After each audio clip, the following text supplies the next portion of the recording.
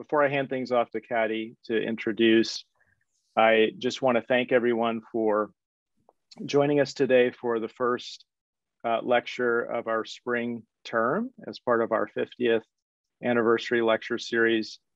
We are so thrilled and honored to have K. Michael Hayes here with us. And I want to thank our sponsors. Rob Crane of C Design has sponsored this lecture, and the lecture series also receives sponsorship support from AIA Charlotte. And I'm going to hand things off to Katty. Thank you, Blaine, and also thank you to Peter, the co-curator, co-coordinator of the lecture series of 50 years. Welcome everyone to today's lecture. Is both a great honor for me and a real challenge at the same time to introduce the speaker of today's lecture, K. Michael Hayes, the Eliot Noyes Professor of Architectural Theory and the Director of Master in Design Studies program at the Harvard Graduate School of Design.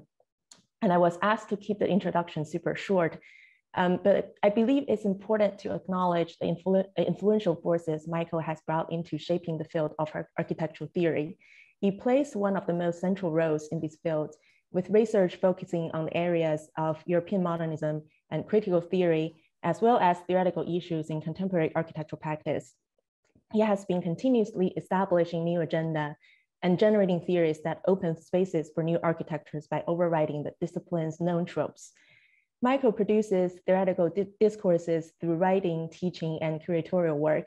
He was the founder of scholarly journal Assemblage and the first adjunct curator of architecture at the Whitney Museum of American Art, and has authored and edited a great number of books, including Architecture Theory since 1968 and Architecture's Desire, Reading the Late Avant-Garde, which I think he'll be speaking about today. It's truly wonderful to have Michael here today, and we look forward to the talk. Please join me in welcoming Professor Michael Hayes. Thanks so much. Thanks so much, Katty. I appreciate it, and I'm honored because Katty is actually an alum of the MDes program. She's actually an award-winning alum. She won the Dan Shodek Prize, and it's the program that I just became program director of last year. So it's great to see Katty again, and also Blaine and Peter. It's great to see you guys again. Thank you so much for the invitation. I'm going to start sharing my screen. Just give me 1 second to make sure. Oh, I knew it. See,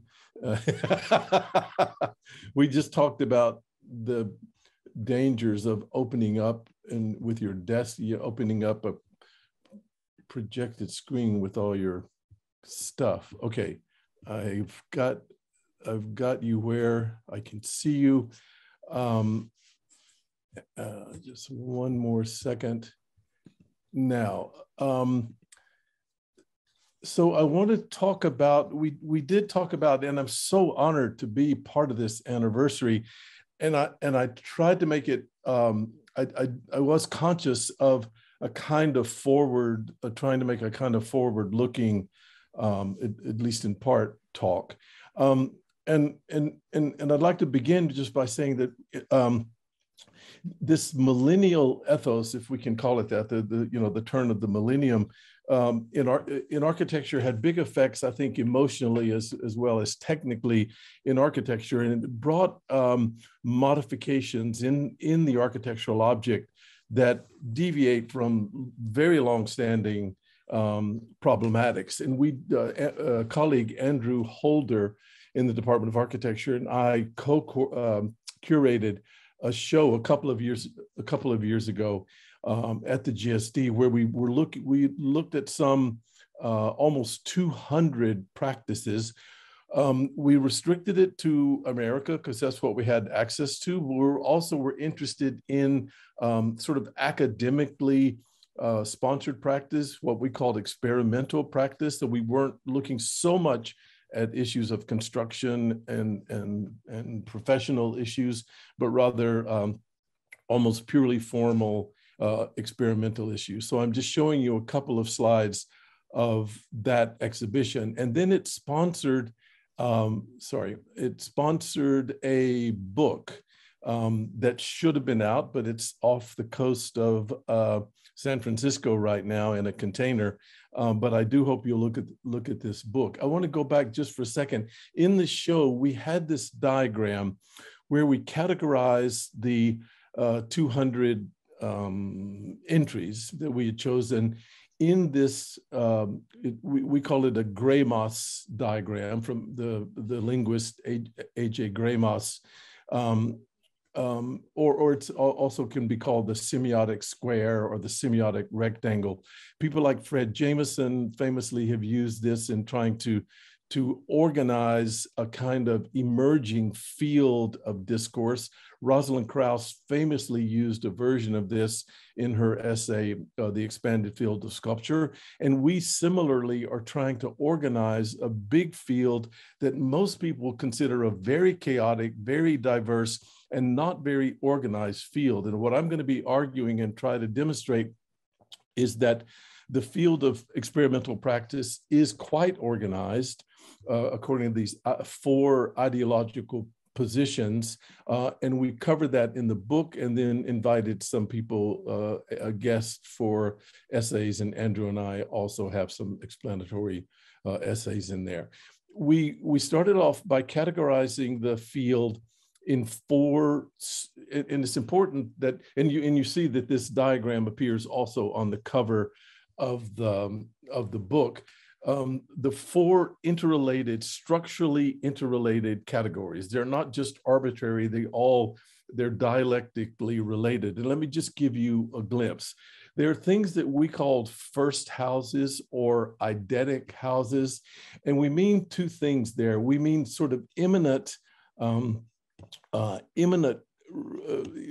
relationships to material and construction methods that you can see in these 2 photographs in the bottom center, and that's different. That imminent, close to material, close to processes design is very different from what we call eidetic houses, which may be the one on the far left here. Can you guys see my cursor if I do? Oh yeah, okay. So the ones on the far left is just it's like in a mental image of a house that we carry around, and these are proliferating like crazy. If you have architects on your Instagram, you'll see these sort of primitive hut type houses appearing like crazy now. We were interested in that, and so the category of imminent processes as distinct and as dialectically related to transcendental objects. And transcendental objects, we also see a lot of things like labyrinths appear a lot in experimental. And a lot of this has to do with digital processes, with patterns, but also in the one in the middle here, it's more like kind of remnants or scatters of eidetic. I'm not using the word typology advisedly because I'm interested more in the digital image than I am in the type in the 1970 sense. Up here are a couple of projects by Michelle Chang, to whom I'll return. I know she spoke she's a colleague who spoke in the fall, and she has a lot to do with the kind of thinking that we're doing. Another example is just the influence of software, Rhino Boolean processes, the kind of torquing and subtracting and sliding that you can do with Rhino sponsors a lot, sponsors the category or helps sponsor the category that we call the transcendental objects. And there are many of those, but also at the other end of the spectrum, there are kind of new archaicisms. And by archaic, I mean this return to megaliths, this interest in very singular, but also very, almost archaic forms. Oh, there's one category we even have called the 7 wonders. And here we're talking about the domes and the megaliths and but also the also primitive or archaic stackings and pilings. And stacking and piling as process become very important because there's also at the same time this undeniable interest in the earth as a source of material, rocks, stone. I mean, for Hegel, if it was architecture, it had to be made of stone. And Hegel is interested in the rootedness and the tie that architecture has to the earth and to stones. But new people like Team in Michigan, you see here, like Ensemble, the couple from MIT and Spain, looking here at the Truffle. We did have some Europeans because they teach in American Academy, along with Kirsten Gears, this interest in rocks and earth, which we also call part of the immanent processes. And then there are things that don't fit either in the eidetic object, the kind of typological purity, or archaic. And these are almost completely driven by new digital technologies. In this case, actually a sampling of available architectural images from Rhino itself, or reworking Piranesi's Campbell Marzio, stacking remnants of office buildings and these scattered. And then, of course, Zeina Kuritim and John May in LA, almost literally reproducing the stochastic, random, aleatory effects of digital processes. And I show, again, Zeina Kuritim's work. Also, Kati, she also started this project in the MDes program. You were probably there when Zeina was there. This is Zeina, and then this is Jennifer Bonner. This interest in what I'm calling for now process objects. And then I think I have just one more slide of process objects, going back to the Truffle. I'll come back to the Truffle later. And then we had this surprising tendency that we didn't know what to do with. This is our fourth category. So the categories are immanent processes, transcendental objects, aleatory or stochastic processes, and then this fourth category that we didn't know what to do with. I'll come back to this. It goes back to early work of Max Scoggin and Merrill Elam, and you may not know the importance of Max Scoggin, who was a professor, he's just retired at GSD, of their work, which approaches what we later started calling the creaturely, of architecture that somehow has an anthropomorphic dimension, but it's not the human body. It's something sometimes horrifyingly, like if you look at this Ellie Abrams, also from Michigan, up here, these two are her projects, these almost horrifying non-human things or non-human creatures, which also sometimes, as in the case of Bittertang Farm, which is the represented on the top right, also has often this creaturely, goes back to this issue of earth, but now in an ecological sense. So we use this Gramos diagram. I'm gonna hammer this home today, this Gramos Square or semiotic square, as a way of organizing dialectically the opposition of immanent processes with transcendental objects, and then a different kind of processes, which are the stochastic aleatory processes of the digital environment, and then the very different kind of object, not transcendental at all, but somehow very earthy, and almost creaturely. Now, so those are the transformations in the object that all happen really since the millennium, the 2000s. Some of these, the Scoggin and Merrill actually I think goes back to the 1990, but most of these are since 2000.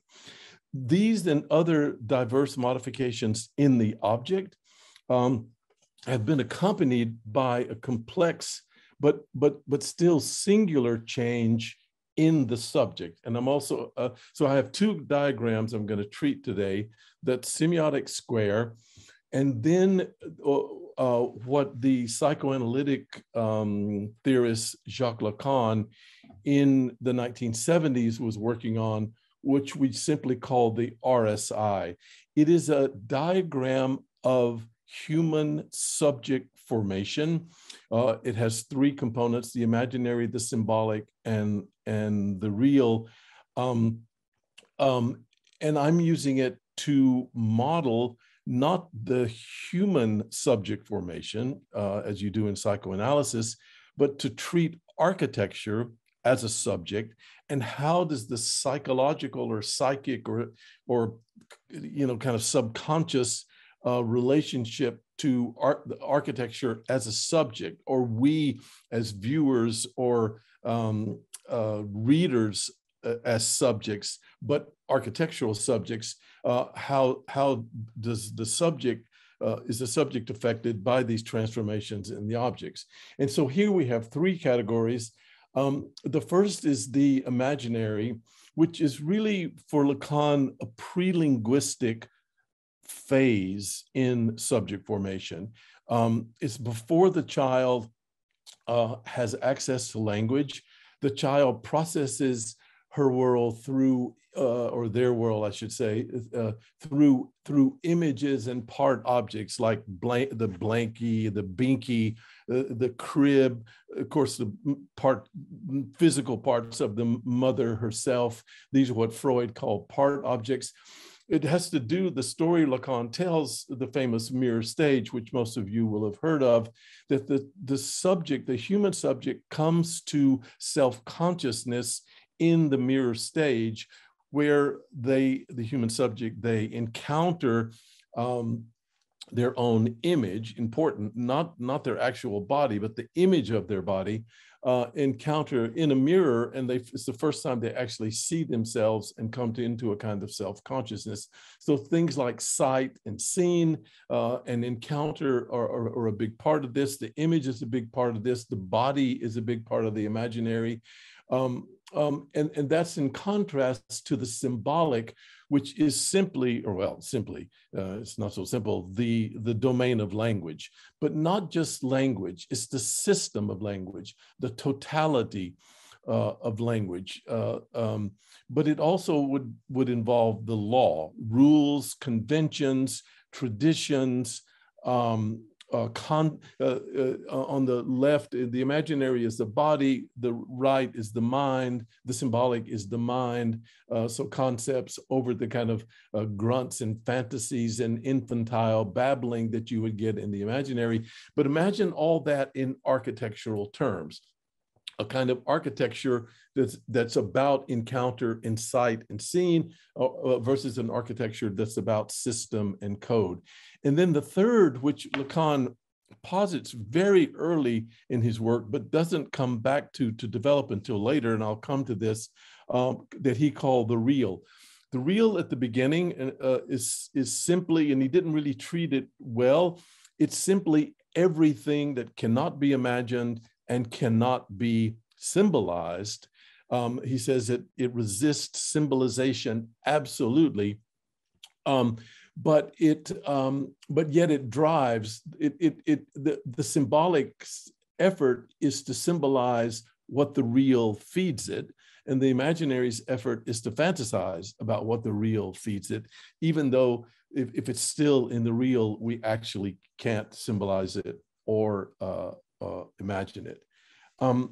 So here I'm going to be interested in the architectural subject and how Lacan's model of the RSI can help us model the subject. Now, this is not an not an arbitrary choice, the Lacan. The reason is that in the work that Lacan is doing in the 1970s, models exactly, I believe, or helps us model exactly some of the most important projects of the 1970s and 80s.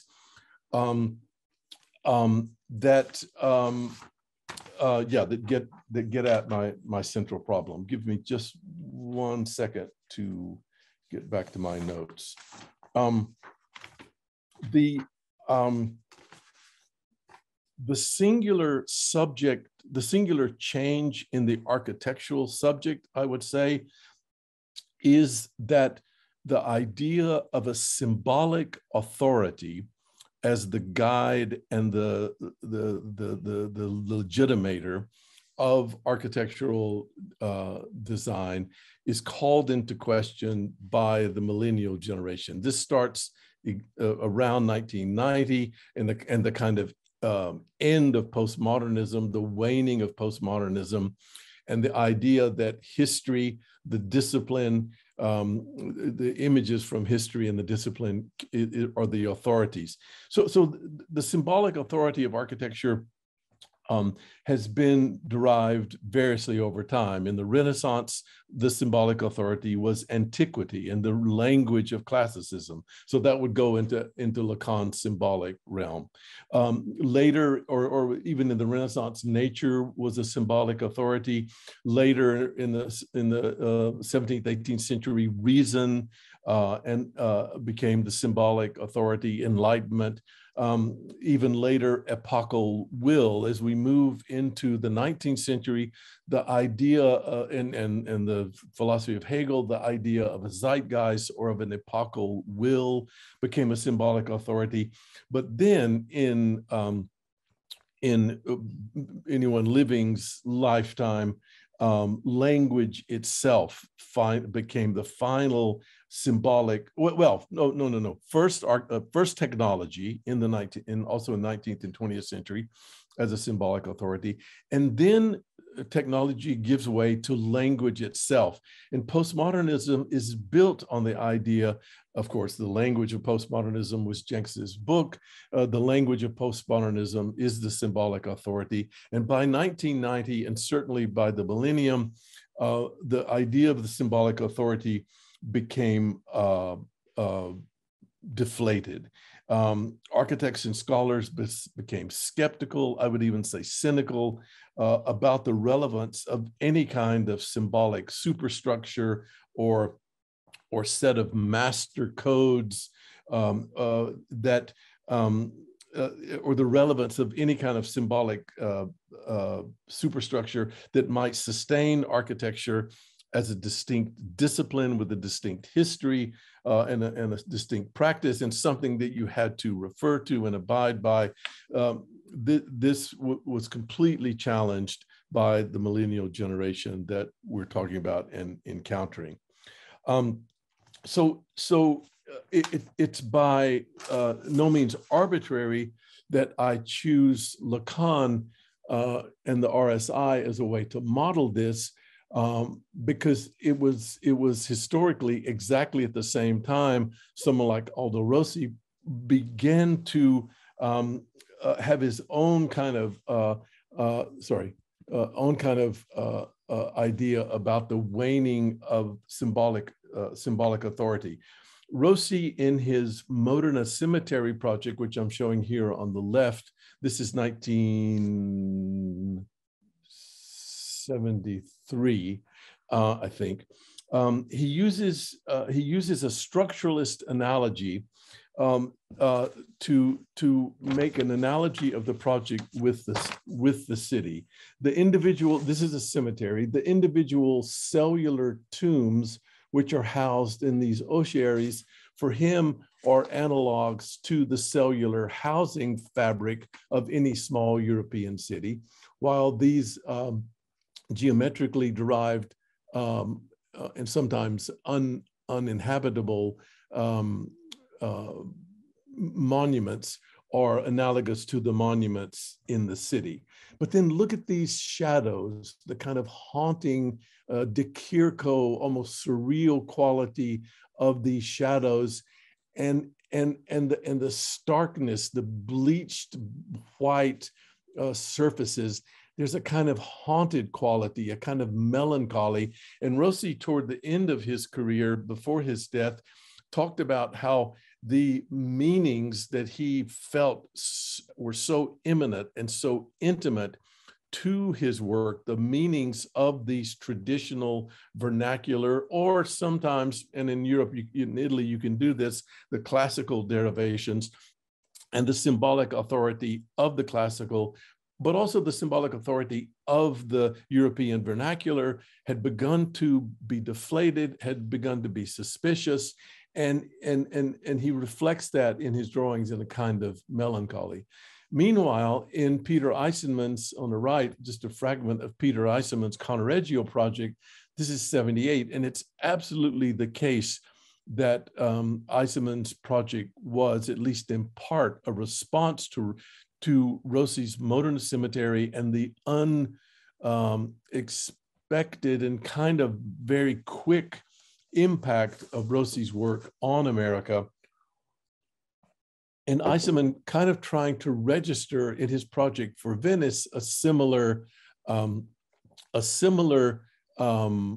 signal of uncertainty and doubt about authority. So we can use Lacan's RSI to model this. Rossi is very much operating. Now, I would say quickly, the RSI, the whole point of the RSI and what Lacan calls the Borromean knot, let me go back.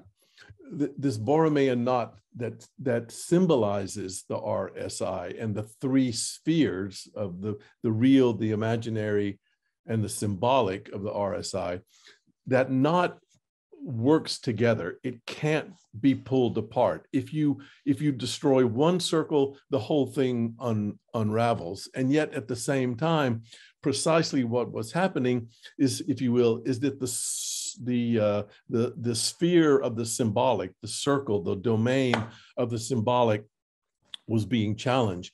Rossi, even though Rossi and Eisenman would both have aspects of the imaginary and the symbolic in their work, Rossi gravitates more toward the imaginary, his part objects, again, to use a Freudian term, these fragmented images of architecture. But the idea of encounter, which is even the way he draws, there's a sense of scenery, of a scene of encounter. And if you know Rossi's work, he constantly and forever uses and reuses the same forms over and over through this kind of infinite substitution. And even in this drawing here, gives a kind of inventory of the individual pieces or part objects of the analogous city, as he called it. Meanwhile, in Eisenman's work, the Conreggio is a very strange project. I hope some of you have seen it, because I'm not going to be able to go in some detail. The site is the area of Venice right next to the train station that you come into from the mainland. If you come into Venice from the train station would be up here. Le Corbusier had done a project for the Venice hospital that was never built. And so for Eisenman, the fact that it wasn't built stands as kind of one of, and the fact that it was a hospital was the kind of salutary and redemptive promise of modernism, which itself was a failure. The building, the project, it was a failure in the sense that it was never actually realized. And what Eisenman does is literally take the diagram of Corbusier's grid and literally fold it over onto the adjacent site of the Venice and carve holes into the earth to mark that grid. Now, for me, remember that postmodernism, remember Jenks and Bayard's book of the 1960s called Meaning in Architecture. And it was meaning in architecture that in a way was the beginning of Jenks's version, at least Jenks's, but others too, Gondazones, Agreste, others. Meaning was the driver of architecture. Lacan talks about that the axis that goes through the imaginary and the symbolic is the axis of meaning. The real is constantly tugging at that axis of meaning, threatening it, but causing it to regenerate itself. So the symbolic and the imaginary regenerate themselves because of the challenges from the real. And so we can almost diagram a kind of transitional moment in postmodernism when the subject of postmodernism was this axis of meaning, and yet the real was threatening it in such a way that the symbolic authority, and this is what you guys, I'm speaking you guys, the students, your generation challenged this whole idea of a symbolic authority, and architecture begins to be thrown into a kind of crisis. That's the first point. The second point is related to that dimension, that uncertainty and the unraveling of the symbolic authority that happens in at least a version of postmodernism, brings with it an analogous, and this is for me the central argument, the analogous practice of inscription. And I just want to very quickly point to, sorry, let me, a passage from Jacques Derrida. So it was Jacques Lacan and a colleague. They knew each other, they read each other. Jacques Derrida, who of course was very influential in structural and post-structuralist theory, but also in a version of postmodern architecture. Derrida, probably more than any philosopher, was picked up and then actively and personally had relationship to architecture in the 1970s and 80s. He wrote a piece that I would, when I go further with this project, it's going to be part of a different version of postmodernism. He wrote a piece where that later Peter Eisenman quoted from Derrida's article in Peter Eisenman's article about Aldo Rossi. All right, so that we have this triad. I'll read this piece, which was the epigraph of Eisenman's introduction to the Institute of Architecture and Urbanism, Eisenman's institution, translated Rossi's work. This is Derrida.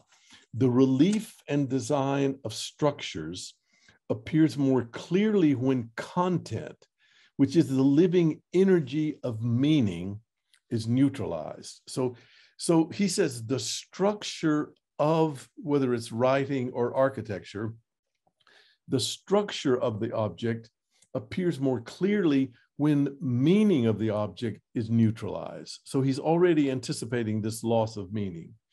Then he says, somewhat like the architecture of an uninhabited or deserted city, that the form has been reduced to its skeleton or to a trace, to just an inscription by some catastrophe of nature or by art. So art itself, this doesn't have to be an earthquake that turns the city into a skeleton. It can be art itself. And of course, I'm claiming Rossi himself, in a way, turns his analogous city into a skeleton.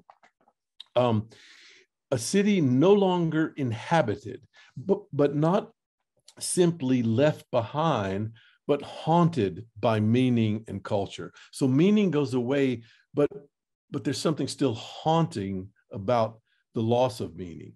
This state of being haunted, and this is what I'm calling the state of inscription, which keeps the city from returning to nature, is perhaps the general mode or presence of the thing itself. I'll come back to this idea of the thing. And here I was saying the cover of Aldo Rossi's book is this trace or inscription of the Mausoleum of Hadrian. This is the trace or inscription of Aldo Rossi's own drawing of the diagram of and then he redraws it and actually draws it as a kind of skeleton. Now, so in the 70s and 80s, what I see is already the beginning of a crisis of symbolic authority. For Rossi, the European city can no longer itself be the single authority of architecture. I mean, this is something that you guys seize on, that Europe the colonizing patriarchy of Europe can no longer be the symbolic authority of architecture. Rossi already, even as a European, intensely European, had those doubts and starts to almost draw the deflation of the symbolic and retreat into the Lacanian imaginary. Whereas Eisenman, his symptom of the deflation of the symbolic is the skeleton, the trace, the shadow of Le Corbusier's whole project, not just the Conreggio project, but the whole architectural project. And then of course Tschumi is the one that Derrida is actually writing about. Tschumi's 1983 Parc de la Villette. Okay, in 1974, Lacan goes to Rome for the third time to develop his theory of the RSI, which is a three-way, a triadic structure.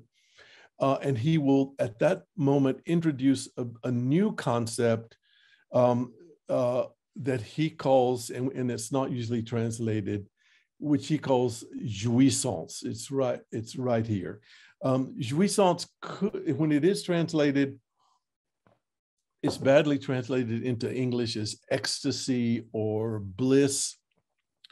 It's something more like painful pleasure, or it's something more like an agitation or an excitement that comes with pain. And what he does is two crucial things.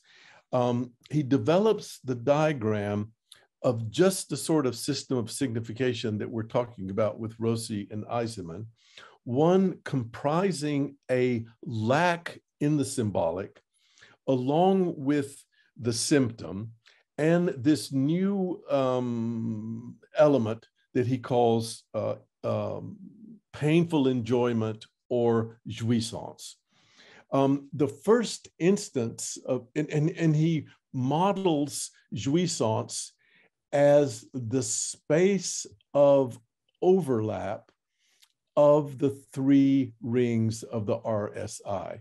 So you can see these are actually you can see him drawing the RSI and filling in the space in between. The first kind of jouissance that he models is jouissance, or the enjoyment of sense, the enjoyment of meaning. And that is the overlap between the imaginary and the symbolic, where this enjoyment of meaning is produced out of the imaginary and the symbolic. But of course, that has vast implications, because if you can have a jouissance of the imaginary, of the overlap between the imaginary and the symbolic, which of course, by the way, will include emphatically the body. The body always resides in the imaginary for Lacan because of that mirror stage and the identity, self-consciousness through the recognition of the body. Okay, so it's the body is in the imaginary. In the symbolic, of course, is the signifier. So the body is the citizen of the imaginary. The signifier is the citizen or the inhabitant of the symbolic. And I've drawn this here. I don't have good graphics in PowerPoint, but I've tried to draw here that the symbolic is beginning to fizzle and is punctured. It's beginning to be deflated. So what's going to happen is that's going to affect the whole system, But the first thing he does is go ahead and fill out 3 modes of jouissance, each of them in the jouissance of the signifier is the overlap between the symbolic and the real. And this is very fraught because, of course, the real tries to dissolve all signification. So this is a jouissance of a signifier that is the jouissance of a damaged signifier or a loose, not substantial signifier.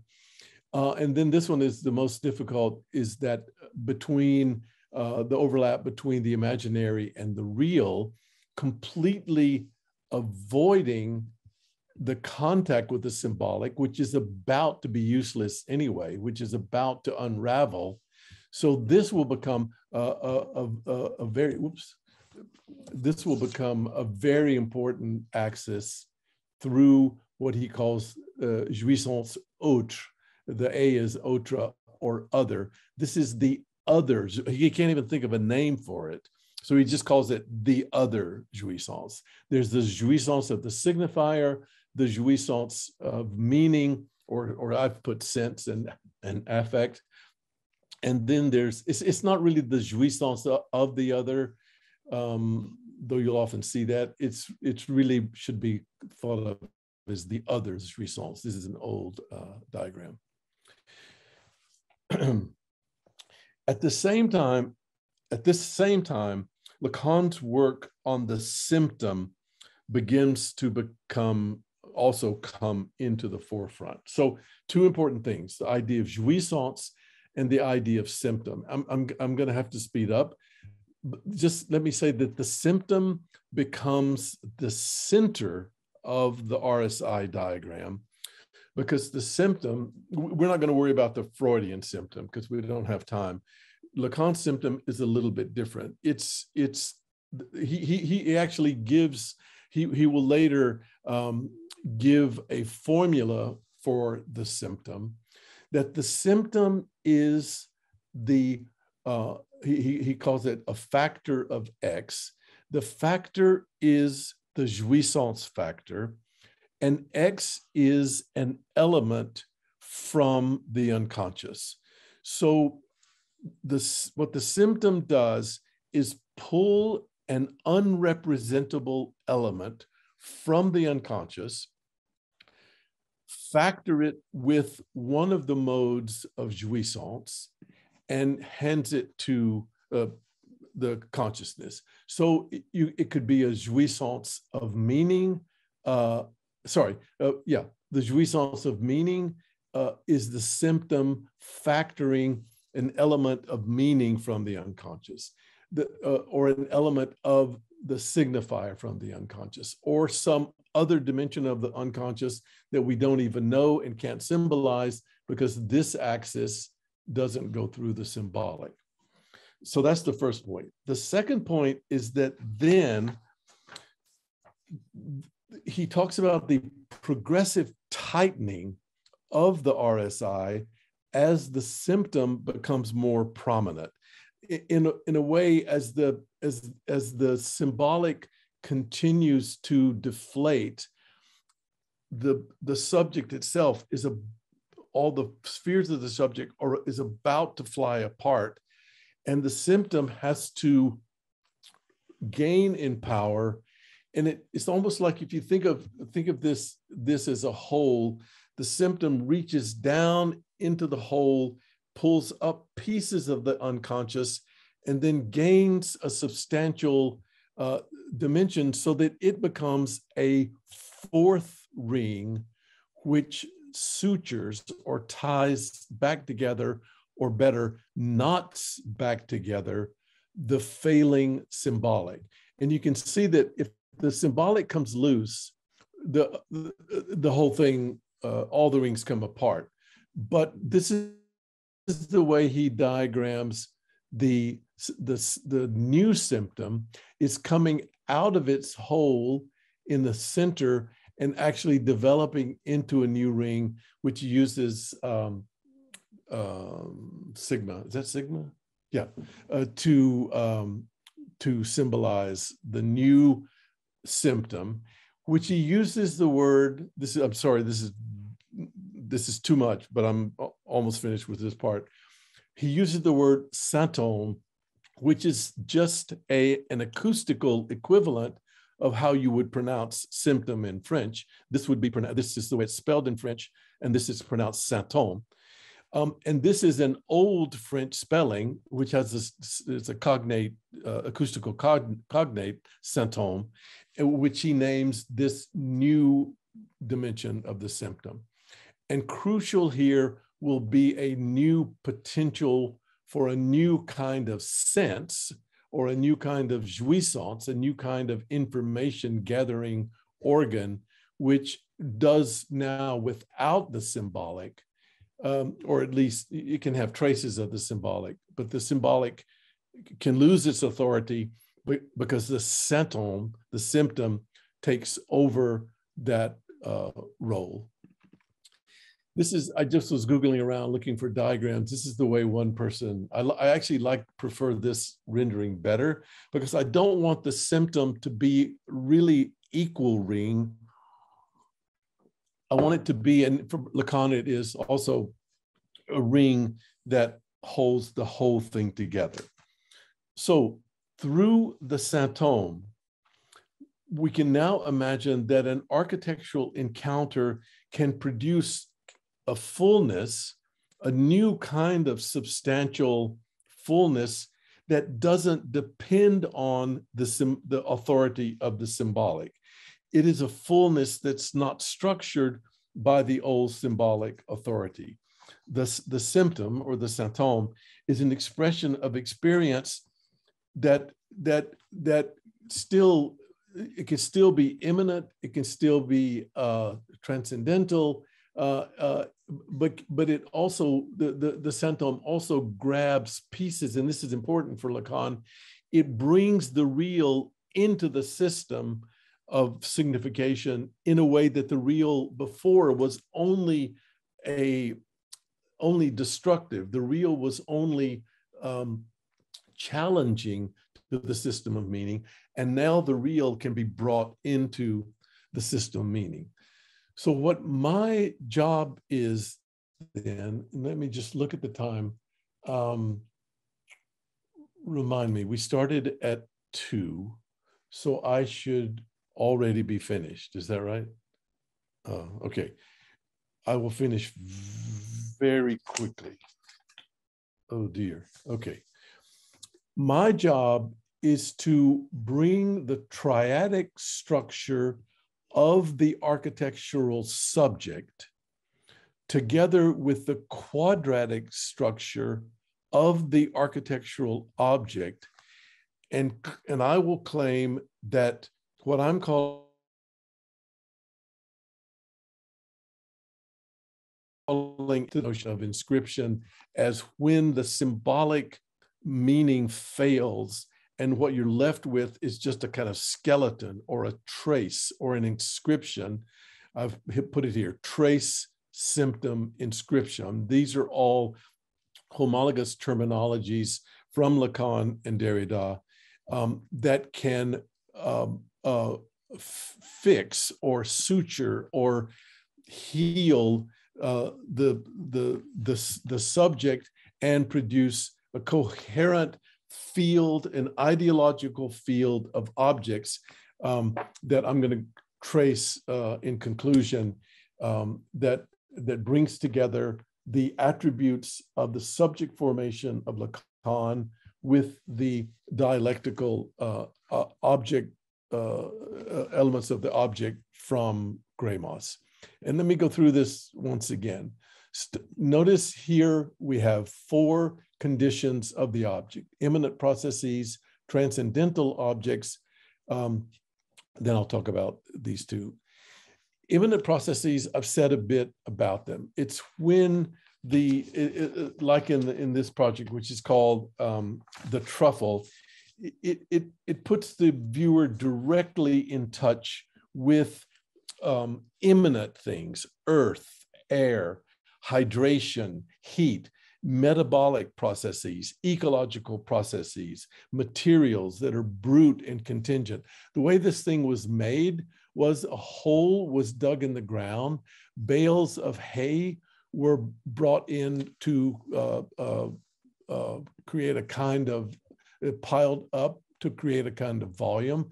Then that excuse me, that the bales of hay were covered over in dirt and concrete. Later, the dirt was scraped away, but importantly, a cut was made. A cut is the paradigm of inscription, like engraving, that kind of cut, a slice, a scratch, a mark. And then they got a cow to eat the hay, and that creates the truffle out of the purely immanent processes. On the other side would be transcendental objects. And here, a single architectural signifier, which is completely dematerialized, even by using this, this kind of wrapper on the inside and the outside, eliminates even the need of trim or joints. So it's completely a dematerialized signifier of the vault, which stands in dialectical relation. So here we have the kind of dialectical pair of immanent processes and transcendental objects. Now, what's important is that the immanent processes we would need to put together the attributes of the imaginary with the attributes of immanent processes and the attributes of the symbolic with transcendental objects. And there we're beginning to meld, and I won't go through it. I'm going to leave it to you as a kind of mental exercise to do that. But you would come out with a list like this, that while this is a material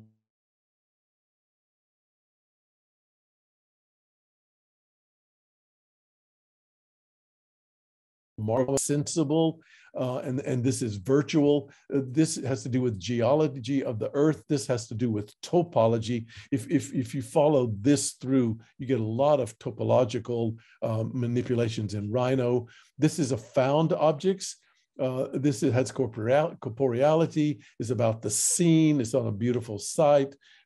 This is also, yeah, this starts to break down. This is definitely about an encounter, and this is more negotiation. So we're bringing together, this would be the point of bringing together the quadratic modeling of the object with the triadic modeling of the architectural subject.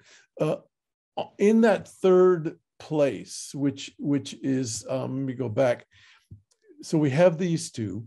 In that third place, I go back to Zena Coritim and the idea that this is also a process object, but rather having geological, physical processes. These are all digital processes, aleatory processes, stochastic processes that generate the object. So that becomes our third category.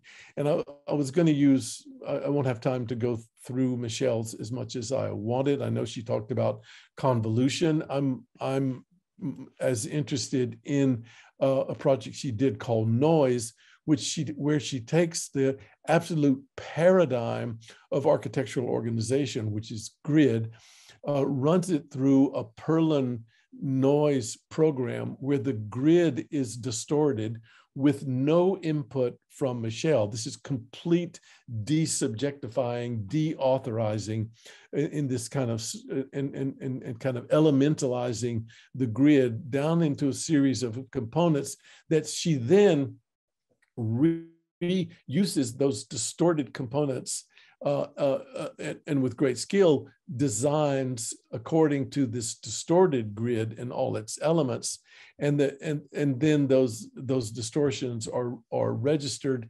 in what amounts to a kind of completely, you know what aleatory music is, like John Cage. It's screwing up the piano, putting nails and clothespins and different kind of screws and stuff in the hammers of the piano, so that even when he plays the piano, he can't control it. It produces a completely aleatory sound, and that's what Michel is after in by introducing digital noise, making a kind of aleatory architecture. So this is what we get the third, which is still about processes, but now they're digital processes, not organic. And it has some relationship to the jouissance of the signifier. This is the jouissance of sense, of affect, piling, casting, cutting, a jouissance of imminent. This is imminent jouissance. So again, I'm putting these two together. This is the jouissance of the signifier, and this, I would say, is also in a different register of the jouissance of the signifier, because this also in our diagram would be down here. It's being, Michel's project is being tugged on by the architectural real. It's being distorted by these processes that she doesn't control and doesn't want to control, but it's still about the signifier, because it still goes through these, it's the real and the symbolic, which produces the jouissance of the signifier. And what we're left with then, is what do we do here? Now, Gramos and Lacan were friends. Gramos himself speculated that Lacan could take his triad and with this new element of Saint-Homme could put it into Gramos. Lacan at some point said that he sensed that the RSI was moving toward a quadratic organization, not a triadic. And Gramos wanted to help him. Gramos said, just put the Saint-Homme here and put the real here. This doesn't work for us because the Saint-Homme and the real are different scales or different registers. So what I want to do instead is to leave the real in leave the real as floating. But what it, I'm trying to shorten this. We can get the fourth register by of this idea of encounter, which is related to the imaginary, but also the creaturely, which is related to a body, but a body that's been distorted, the imaginary body that's been distorted by the real. And this goes back, the early examples of this would be someone like John Haydock. For us in the exhibition, it was Max Goggin and Merrill Elam and their Wolfsburg Tower, where the mechanical systems, instead of the Pompidou Center, where the mechanical systems are put in a scaffold,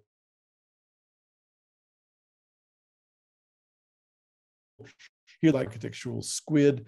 But then we go back to people like Eli Abrams, who use digital technology to make inhuman bodies.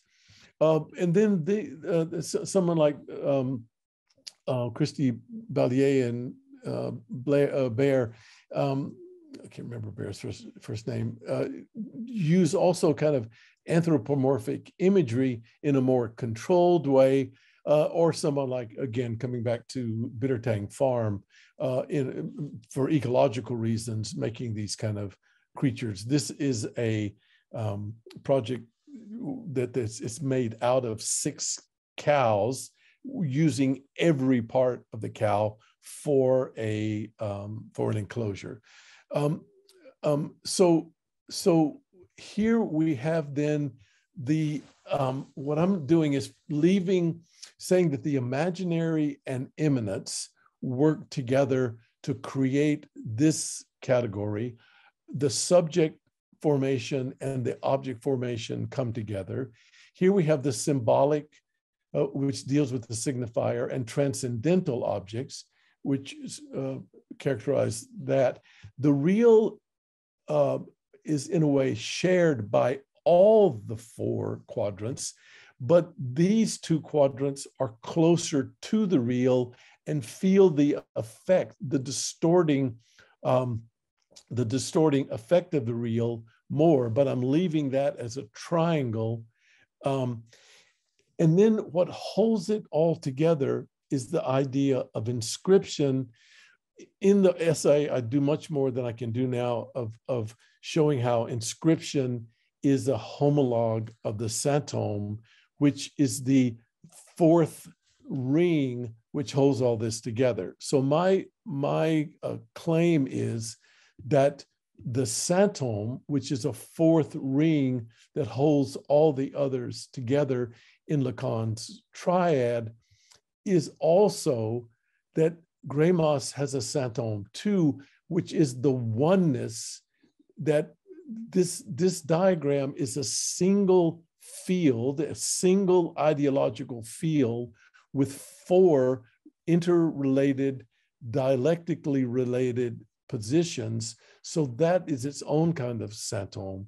So the idea of this holding together at a deep structural level, which is what I'm calling inscriptions, gives me a way of bringing the triadic system together with the quadratic system, bringing all these four categories of recent experimentation together into a single system.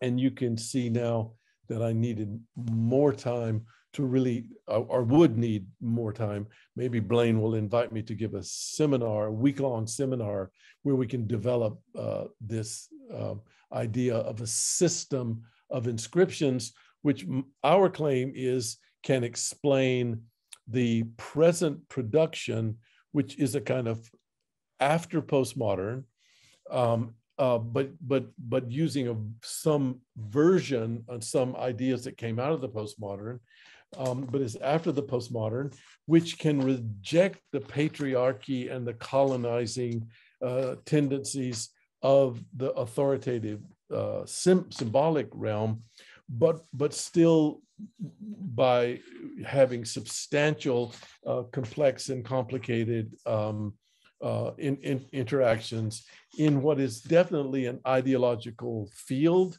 which I'm representing here. It is ideological, but it's a very coordinated kind of ideological project, which I think the generation of experimental designers now can be seen to be working on. So that's where we're going.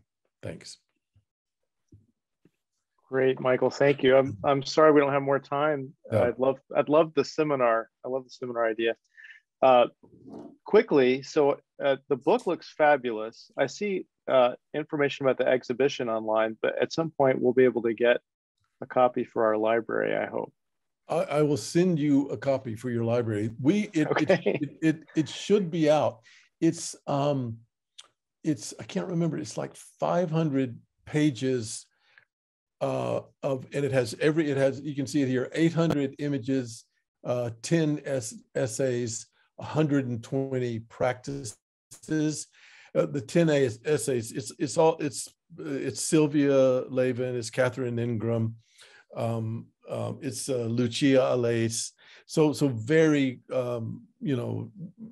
important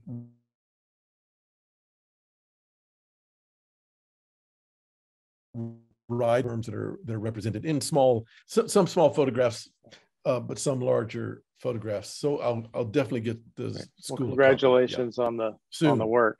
I want to hand things off to Peter. I think Peter, you're going to moderate student questions. Yes, thank you, Blaine.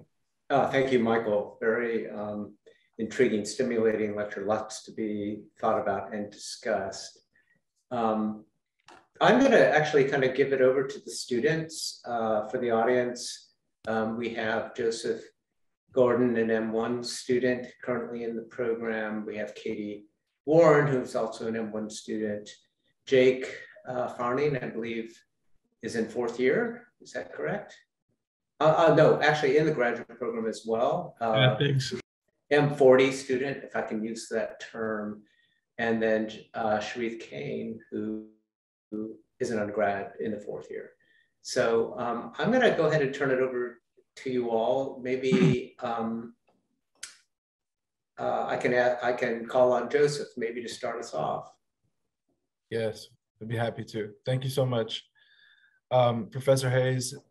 I was just looking at Lacan's the triad diagrams, where sigma is the sum of the factors of the symptoms, where f of x is jouissance, l'autre or the other, the symbolic, etc. Is there at all a correlation between Chomsky's X-bar theory, where natural language all follows a schema or set of observational rules or observable rules? And if so, is architecture a natural language? Could that be proof that architecture does exist or is beyond imaginary? Yeah, no, it's a great question for so many reasons. Of course, you know, people like Eisenman wasn't the only one actually to go. Eisenman depended more on Chomsky and Ferdinand de Saussure than Eisenman didn't know Lacan or but actually read Chomsky. So it's a great question. Lacan does not have the requisite deep structure. Remember, Chomsky has this idea of deep structure, which is common to all language, things like verb, noun, and sometimes different ways of doing objects of the verb. Lacan doesn't have the deep structure that would make him comparable to Chomsky, because Chomsky's deep structure is where most of the role that Chomsky's deep structure plays would be mostly in what Lacan calls the symbolic, but it's not, Lacan's symbolic is not nearly as although it is powerful, it's not all determining, to the point that he can actually challenge the whole idea of an underlying universal grammar. Lacan would not like the idea of a universal grammar the way that Chomsky has it. For Chomsky, Chinese and English or whatever share this universal grammar, even though, you know, at the surface level, they're completely different languages. For Lacan, Chinese would have its own symbolic. It wouldn't have anything in common with the English symbolic. And the reason for that is what he wants to make, and it took him his whole career to do it, is for him the real is actually the deeper part. And the real is the part that's completely full and dynamic and just charged with energy. And it's the role of the symbolic and the imaginary to tame that energy, to make it intelligible. So what I like about Lacan, that I more than Chomsky in this sense, is that because he's trying to model a real, it has this disruptive, transgressive, highly energetic function that makes language change constantly. I think it works for us that way. And it also works for us because we're trying to figure out ways to control, to have a coherent architectural project without relying on kind of the patriarchy of the disciplines past. And Lacan can do that for us. And I think Chomsky can't do it in the same way. It's a great question. That would be a question that we should definitely pursue in the seminar, Joseph. Interesting. Thank you, Professor. Sharif, do you want to take over? Yes, thank you so much, Mr. Hayes, for speaking with us today. My question is, as we start to inhabit the digital realm more through technology like VR, what role do you think that architecture will play in these realms conceptually? And then will our knowledge of architectural ideas and concepts throughout history still have relevancy? I believe with all my heart that architecture should be as important to the human organism and the human, to the social, to human life as music is, and is equally as fundamental to human thought and social activity as music is. And the problem is both music and architecture are fundamental. We need them to live. I mean, I don't mean practically. I mean, we need them. I'm not talking about keeping the rain out. I'm talking about we need them emotionally and psychically to live. The problem is that they're both also highly artificial. Look at the range of music that the world has produced and the range of architecture, and yet, you know, and yet because of the artifice, because they're not really natural, they're susceptible to struggles of power and issues of dominance, and they both have those issues. So I think the idea of being able to model an architecture which could be made up of more singular projects, like Lacan gives the example of James Joyce as someone who uses the Santon. Joyce doesn't want to follow English or Irish literature with a capital L. So he invents his own system. And so he avoids the kind of colonizing tendency of any dominant language on literature. And the reason architecture and music can both be colonized by a dominating system is because of the high degree of artificiality. It's not engineering, it's not science, it's not, but also because of the same artificiality, you can loosen that symbolic authoritative hold and still make a coherent project. But I think what's going to happen as we go forward is that architecture is going to become much more diverse. Look at the projects I showed. They seem to have nothing to do with one another.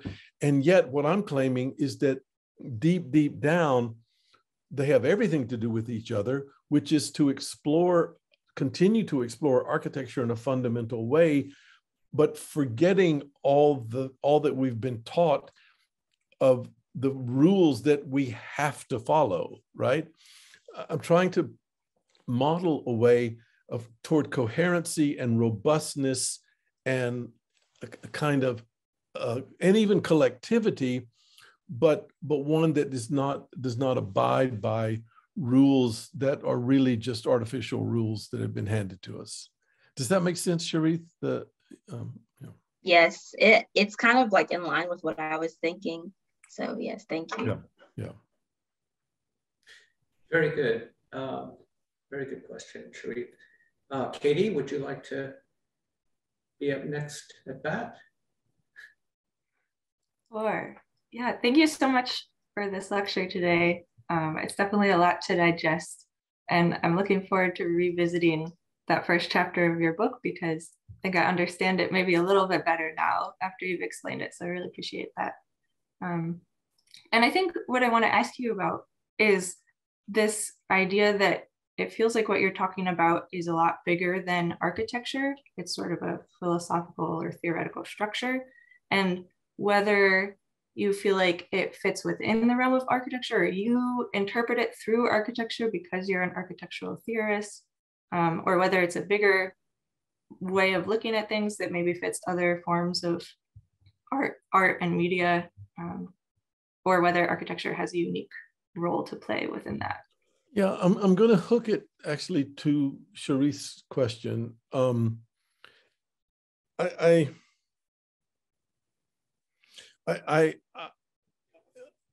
I like nothing more, and I demand nothing less from the students that I tried.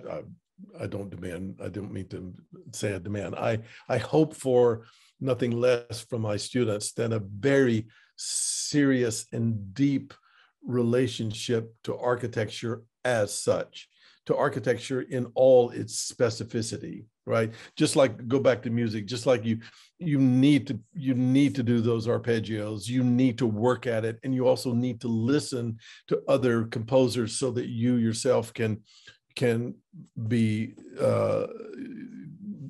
get deeper into music. And I think you need to look at all kinds of architecture. You need to practice, you need to draw, whatever an architectural arpeggio practicing would be.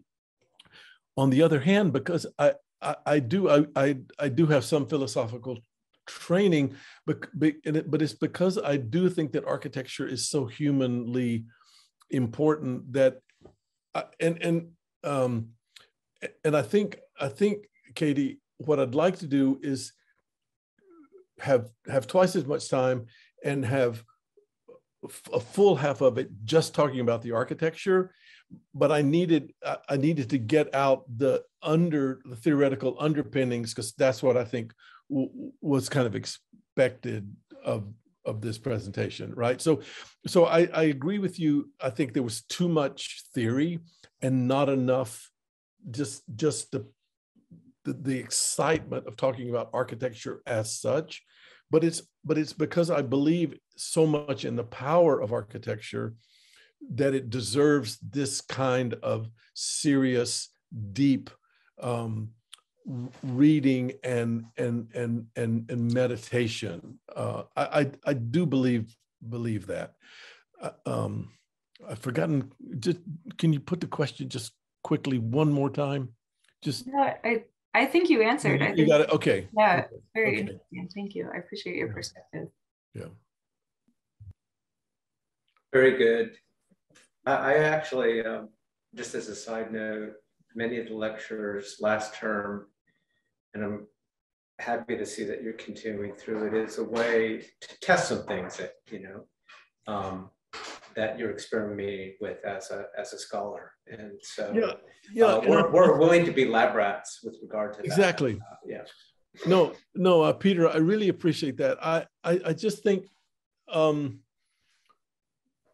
what I love about these events, and I watched Sylvia's presentation. I didn't see all of Beatrice's, but I watched part of it, and I feel the same way about. I know they agree with me about this. What's wonderful about these invitations is exactly not to give something that's already well. In this case, there is a published version, but I didn't use the published version. I used, in a way, a version that I'd like to continue working on and pushing further. And that means you're going to make mistakes and you're going to go over time, and you're not going to be totally understood, because I don't totally understand this myself. But to get it out there and to have it maybe be picked up in a seminar or even in a crit somewhere, and to start a kind of collective discourse, I think that's it's so important for us as teachers and school administrators to keep these conferences and lectures, and that it always should be open. There should always be students that are also responding to it at the end, rather than, that we all just go home. I think it's very important for academia to continue to do this, especially in our world now. Yeah, I mean, I always tell the students that all of our ideas are provisional, like theirs are provisional. Yeah. Perhaps at a different stage in the career. But let me move on to Jake, who's the last one to put the questions to you. Yeah. Hi. I was really curious about the kind of curatorial process for the exhibition, and also the kind of categorization,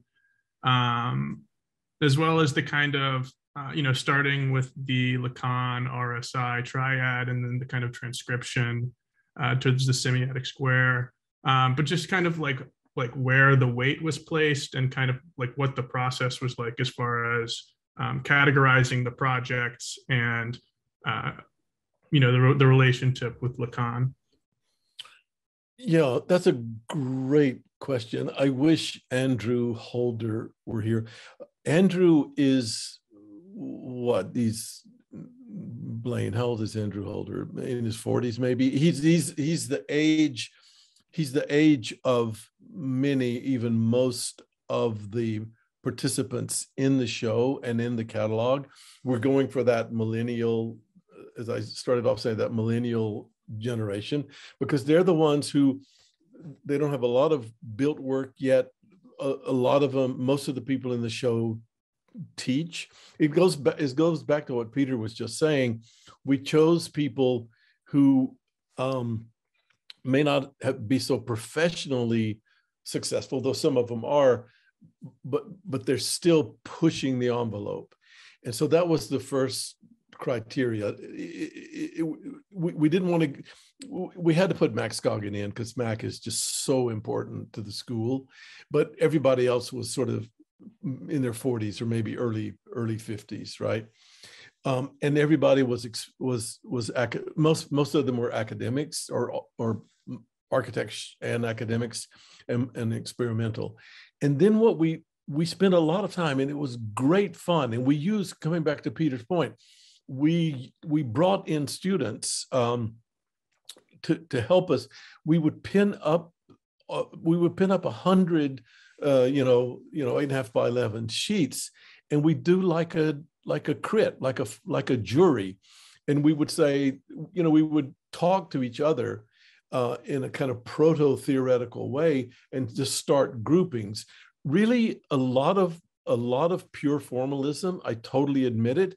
We weren't worried. We weren't interested in program or economics, or we were interested in materials, but it was more of a formal interest because we wanted it to be about the architecture, not about the situation around the architecture. As important as that situation is in another context, we were looking at like the architectural relationships. And then once we started having these groups, that was mostly Andrew with me helping, but then my own role, I started with Hegel. By the way, that'd be the other thing, Sharif. For Hegel, architecture was the first art, and Lacan followed him. Coming back to your question, Lacan himself said that architecture was the model. This was typical kind of Marxist Hegelian understanding that architecture was the first of all the arts. But it goes to your point, Jake, that I started with the immanent and the transcendent, because that was a kind of definition of architecture that Hegel had given, and it was just a place to start.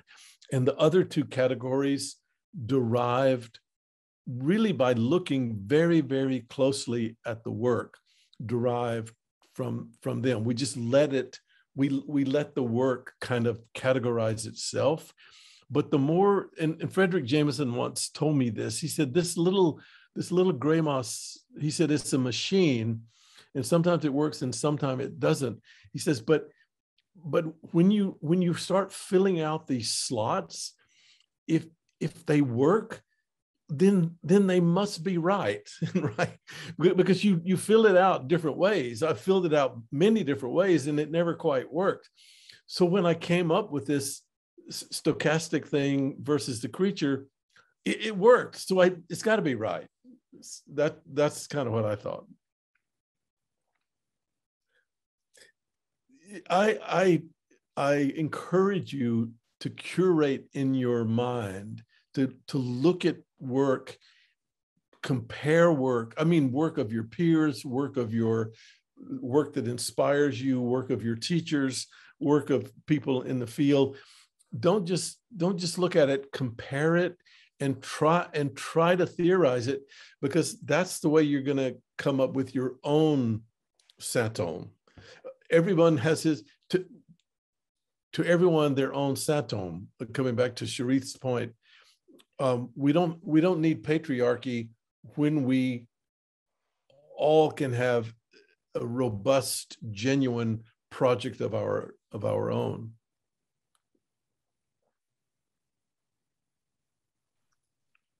And Peter, you're muted.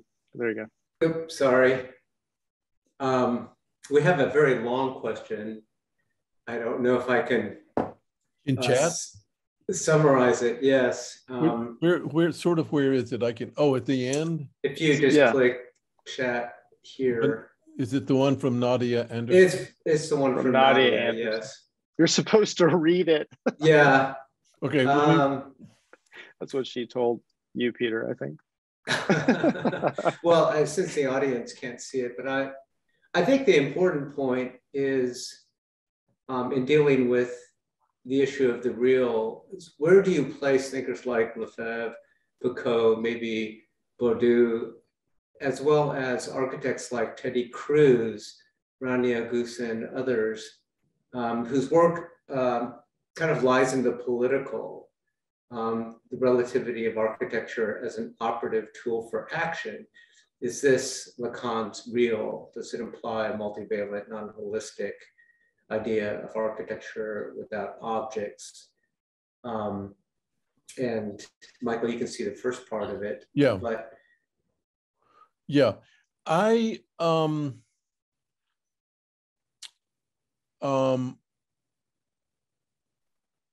now tell me why is Teddy Cruz? I understand Rania being there. Tell me why Teddy Cruz is there. I don't quite get. That's the part I don't get. I don't think to Nadia. I mean, certainly these thinkers all have something. The Lefebvre, Foucault, Bourdieu. I would add Badiou is the real Lacanian, but of course Foucault and Lacan were virtual. Well, and Lefebvre, actually, all these guys, they're all. It's amazing what was happening in France during this time. They're all virtual contemporaries, and I think they can all be helpful. I think what I like is Lacan very much saw this as a tool for action. Don't forget, whatever Lacan's limits were in terms of issues of gender, he was one of the first people that deserved to be called feminist, and a lot of, especially his later work as he moved into the 70s, he was extremely interested in the political and what we would now call even the feminist ramifications. He did not deal with issues of racial equity and things like that. It was just it wasn't that it was too early. I just think it was the wrong place at the wrong time. It wasn't. He didn't quite live long enough. But definitely, I think as a tool for action, in Nadia's words, is something that the reason I enjoy looking at this material. To me, Lacan is a more robust political thinker even than Bourdieu. I know that Nadia won't agree with me, but that's what I think. Perhaps also you could put it in the context of the eidetic, the conceptual, that project, the one that involves operative as well as open-ended processes, is one that has a kind of visionary program as well. And I think that Nadia's humanistic interests absolutely can also fit that model. And I think her absolute correct notice of this idea of avoiding a universal grammar, but nevertheless a holistic model, a totalizing even model that avoids the universality,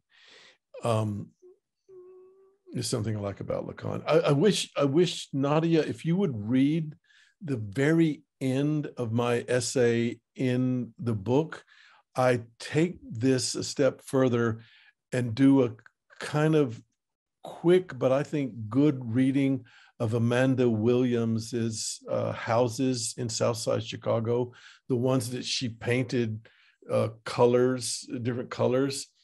They're vernacular houses that she painted different colors and entered them as an art piece. And that's where that's where the social, political dimension I am able to pull out looking at Amanda Williams. Amanda Williams was not in the show, and I don't think she should have been or even wanted to be, but I use her example anyway. Very good example. I see, Sharith is on it and she's shaking her head because I know she's looking at those images. We are at an hour and a half, a very full hour and a half. I'm amazed that we got all of this in. Yeah. I'm going to turn it over to Blaine. I want to thank the students and Caddy for being a part of this. And but I'm going to turn it over to Blaine to close the session. Great. Michael, thank you so much. I also want to thank Peter and Caddy for all their work in planning the lecture series, and Greer for all of your support and work on the lecture series, and Joseph, Sharith, Jake, and Katie, and Nadia for your question. Students, thank you for joining us. Just in really quick summary, what a wonderful time with you, Michael, and just how appropriate for our 50th anniversary.